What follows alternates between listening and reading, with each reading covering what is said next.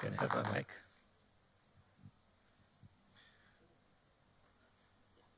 Okay, time is ticking. Okay. Good morning, all.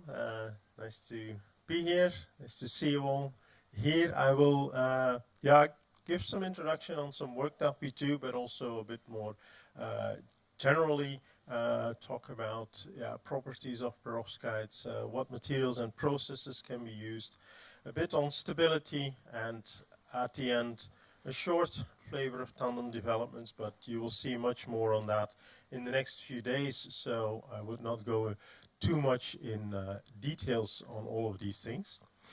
You also probably very well know this graph from NREL, where in a time frame of a bit more than 10 years now, you see a very rapidly increase of perovskite single junction efficiencies now on par with silicon cell technology, and then also tandem technologies, they're peaking up even at higher efficiencies. To be noted that maybe this is still on small area. There are attempts to go to larger area, and many efforts are being done nowadays in that direction, which is important to make it really a industry or an industrial technology.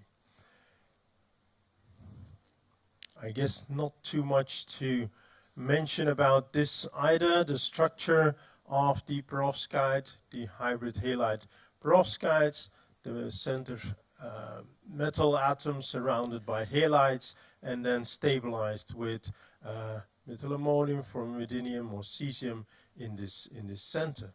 And you can play with the composition of this structure, of the elements in that structure, to tune the band gap. For example, adding bromide to the pure iodide compositions will help you to widen the band gap, while adding tin to lead-based compositions can decrease the band gap such that you have on either side either higher band gaps to go there, or even to the lower band gap there, by playing with the composition. Overall, properties of these class of materials, there are many very positive properties on those materials. High absorption coefficient, the direct and tunable band gap, as I mentioned, charge mobilities are good, ambipolar transport, and processing at low temperature, and deep defect tolerancy. But there are also some things that should be taken into account that might not be all that beneficial. There's migration of ions and diffusion at interfaces. The stability has to be maintained by protecting it against moisture, oxygen. Yeah, the UV light is of course quite specific because you want to make a solar cell, so light comes in. There are some instabilities, and then also if you do solution processing, the solvent managing is important, and of course the base and the most efficient materials are still lead-based, so there's work to do.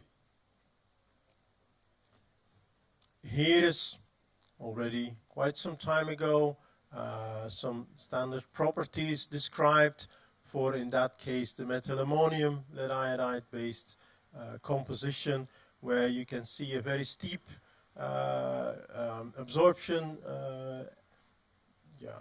taking to high absorption coefficients, so a very, very good absorber with a steep band gap, which indicates a low degree of disorder in that case, compared to other materials. Crystalline silicon is not a direct band gap, so the absorption is different. CIGS has a bit more disorder there, and so on. So quite some benefits on the perovskite material. Also here again, playing with the composition, make sure that you can tune the band gap really quite in a broad range there. See here other examples. So yeah, as I already mentioned, so you can really have playing around with the composition to play around with that. However, in practice, as it says, the FAPI is maybe on band gap a very ideal composition, but there might be some instances